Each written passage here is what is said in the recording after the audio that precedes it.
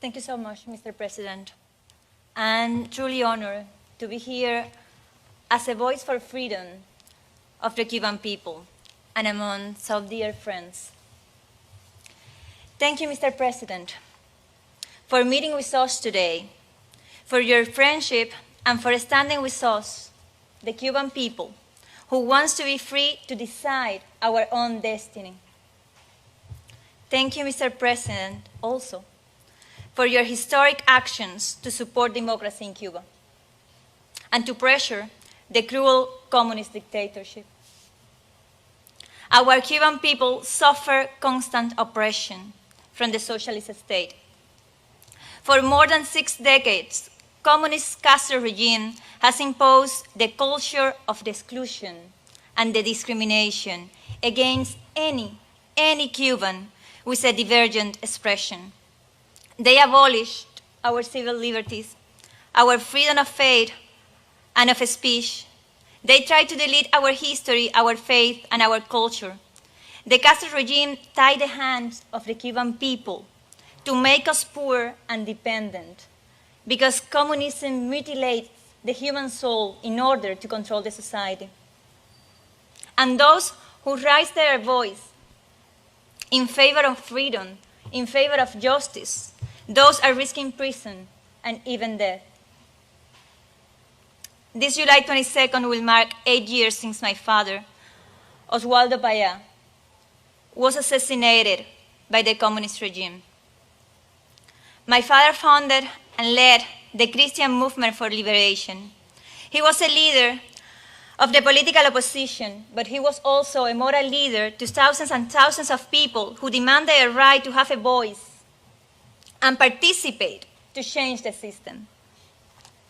He was the most generous man I ever met, and he was killed by the communist regime. They were trying to kill his legacy because they were in fear of the faithful, in fear of the conviction of a silent majority awakening and demanding freedom. And although the communist regime was able to kill my father, they were not able to kill his legacy. They were not able to extinguish the resolve of our people to secure our liberation. On the contrary, our resolve is stronger than ever. We carry on his work. Our movement grows faster every day. We will not relent until we are free. We are going to finish what he and many others started. I'm a freedom fighter, but there are many of us among Cuba and in this table also. And I know that you, Mr. President, you are also a fighter for the freedom of the United States and the freedom of the world. Mr. President, I invite you to join me in commemorating July 22nd to honor the victims of communism in all the Americas, to honor all of those who have fought and died defending democracy in Venezuela, in Nicaragua, in Cuba, and in other parts of our continent also. It is important, it's vital to raise our voices to call for liberation of the political prisoners and to stop the impunity of the Castro regime. The same impunity that Castro felt when he killed my father, thinking that the world was not going to react. Mr. President, Cuba is in crisis.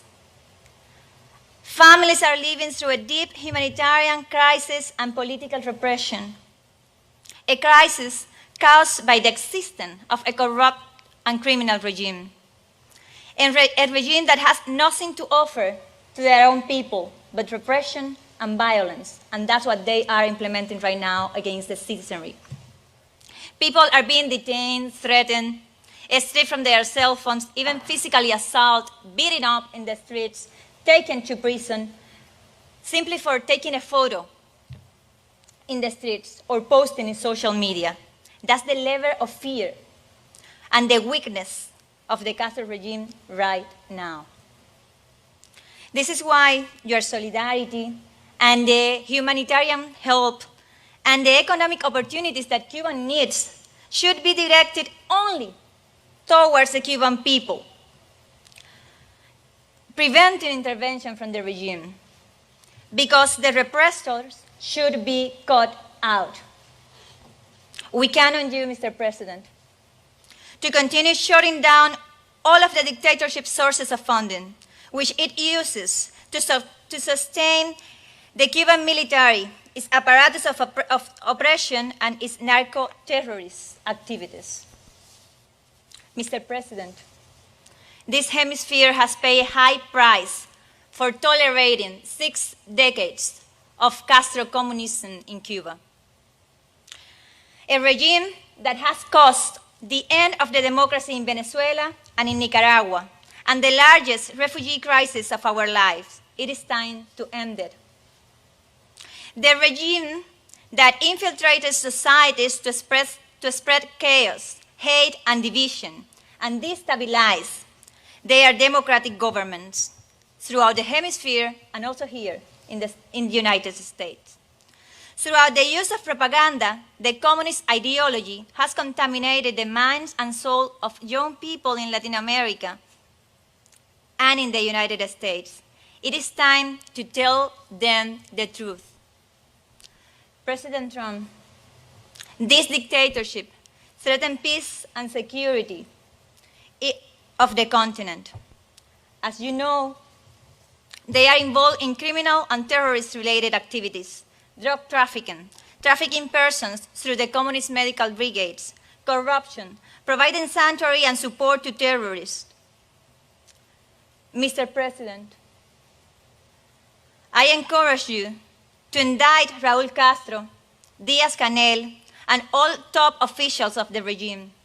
And very importantly, I encourage you to designate the Cuban military, its intelligence services, and the Cuban Communist Party as foreign terrorist organizations because their relation with the crime and the narco-terrorism threatening the region.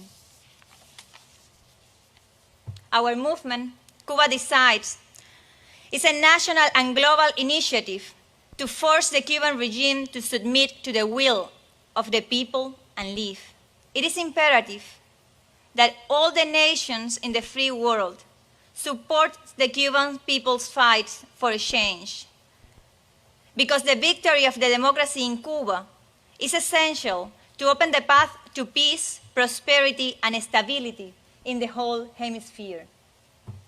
Mr. President, my father, in a letter to the Congress, to the United States, he said that we Cubans, we want to be free and we want to be friends with the American people. Please accept this coffin link with the coat of arms of the Republic of Cuba as a symbol of the friendship between our two people, and also as a symbol of our appreciation for your actions and your solidarity. Thank you so much, Mr. President. Thank you very much. I'm looking forward to working together with you very soon for the streets of a free Cuba. Thank you so much. Thank you very much. Thank you very much. Well, I want to thank everybody. I will not forget what I heard today. It's very moving. It's a very tough situation, and we've made a lot of progress, as you probably have seen and you know. And I have a feeling you won't be disappointed.